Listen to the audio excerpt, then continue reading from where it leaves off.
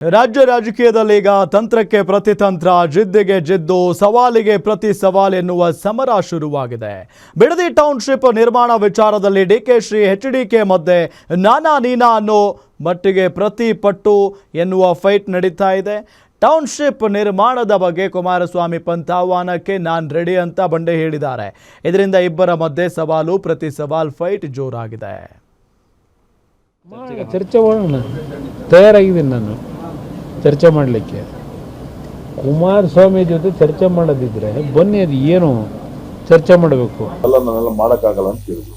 ಪಾಪ ಪಂಥಿ ಆಹ್ವಾನಕ್ಕಿರ ಕರೆದಿದ್ದಾರಂತೆ, ಆ ಪಂಥಾಹ್ವಾನ ಚರ್ಚೆ ಕರೆದಂತೆ. ನಾನು ಅವ್ರ ಟೈಮ್ಗೆ ನಾನು ರೆಡಿ ಇದ್ದೀನಿ. 3 ದಿನ ಟೈಮ್ ಸಾಕು ನನಗೆ. ನಾನು ನಮ್ಮ ರೈತರಿಗೆಲ್ಲ ಹೇಳಿದೆ, ಅಣ್ಣ ನೀವು ಬರೋಣ, ನಾವು ಬರ್ತೀವಿ, ನಾವೇ ಸ್ವೀಕಾರ ಮಾಡ್ತೀವಿ, ನಾವೇ ಅವ್ರಿಗೆ ಉತ್ತರ ಕೊಡ್ತೀವಿ ಅಂತ ಪಾಪ ರೈತರೆಲ್ಲ ಹೇಳ್ತಾ ಇದ್ರು. ಎಚ್ಡಿಕೆ ಡಿಕೆಶಿ ನಡುವೆ ಬಿಡದಿ ಬ್ಯಾಟಲ್. ದಳಪತಿ ಪಂಥಾಹ್ವಾನ, ನಾ ರೆಡಿ ಎಂದ ಬಂಡೆ.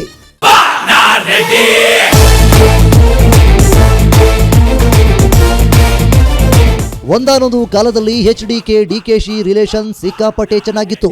ಅಂದು ಕಾಂಗ್ರೆಸ್ ಜೊತೆ ಸೇರಿ ಸರ್ಕಾರ ರಚಿಸಿದ್ದ ಎಚ್ಡಿಕೆ ವಿಧಾನಸಭೆಯಲ್ಲಿ ಡಿಕೆಶಿ ಜೊತೆ ಕೈ ಜೋಡಿಸಿ ಎತ್ತಿ ಹಿಡಿದು ಬಿಜೆಪಿ ಬುಡಕ್ಕೆ ಬೆಂಕಿ ಬೀಳುವಂತೆ ಮಾಡಿದ್ರು.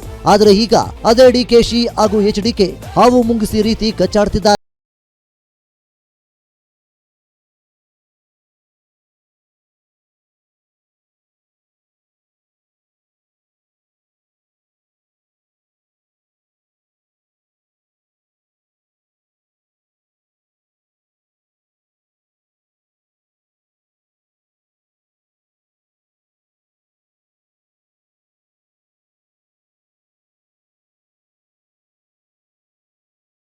ಸಮರ ಸಾರಿದ್ದಾರೆ. ಟೌನ್ಶಿಪ್ ನಿರ್ಮಾಣ ವಿಚಾರದಲ್ಲಿ ರಿಯಲ್ ಎಸ್ಟೇಟ್ ಮಾಡಲಾಗ್ತಿದೆ ಎಂದು ಮಾಜಿ ಪ್ರಧಾನಿ ದೇವೇಗೌಡ ಹಾಗೂ ಕೇಂದ್ರ ಸಚಿವ ಕುಮಾರಸ್ವಾಮಿ ಸಮರ ಸಾರಿ ಹೋರಾಟಕ್ಕೆ ಇಳಿದಿದ್ದಾರೆ.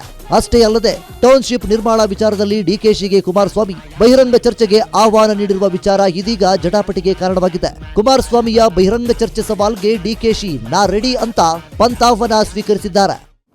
ಚರ್ಚೆ ಮಾಡೋಣ, ತಯಾರಾಗಿದ್ದೀನಿ ನಾನು ಚರ್ಚೆ ಮಾಡಲಿಕ್ಕೆ.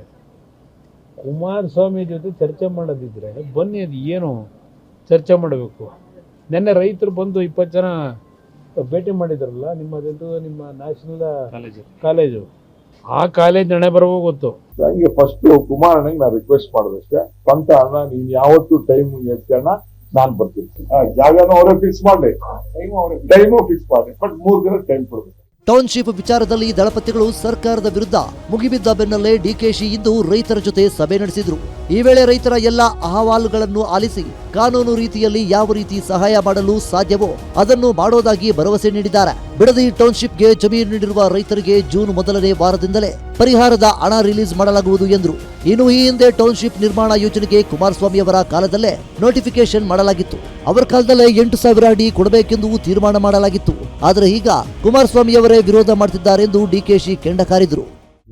3 ದಿನದಲ್ಲಿ ನೋಟಿಫಿಕೇಶನ್ ಆಗಿ ಜೂನ್ ಮೊದಲನೇ ವಾರದಿಂದ ಅವ್ರಿಗೆಲ್ಲ ಹಣ ಬಿಡುಗಡೆ ಮಾಡುವಂತ ಕೆಲಸ ಮಾಡ್ತೇನೆ.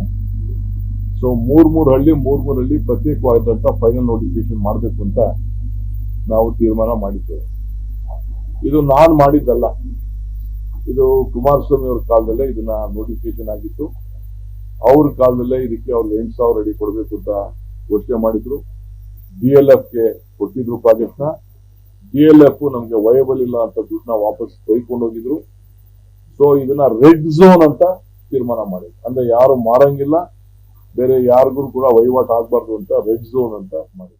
ಒಟ್ನಲ್ಲಿ ಡಿಸಿಎಂ ಡಿಕೆಶಿ ಟೌನ್ಶಿಪ್ ನಿರ್ಮಾಣ ಮಾಡಿಯೇ ಸಿದ್ಧಾಂತಿದ್ರೆ ದಳಪತಿಗಳು ಮಾತ್ರ ಟೌನ್ಶಿಪ್ ನಿರ್ಮಾಣಕ್ಕೆ ವಿರೋಧ ವ್ಯಕ್ತಪಡಿಸುತ್ತಿದ್ದಾರೆ. ಹೀಗಾಗಿ ದಳಪತಿಗಳು ಕೈಕಲಿಗಳ ಮಧ್ಯೆ ಶುರುವಾಗಿರುವ ಸವಾಲು ಪ್ರತಿ ಸವಾಲು ಬಹಿರಂಗ ಚರ್ಚೆಯ ಪಂಥಾಹ್ವಾನ ಇದೀಗ ಸಾಕಷ್ಟು ಸದ್ದು ಮತ್ತು ಸುದ್ದಿ ಮಾಡ್ತಿದೆ.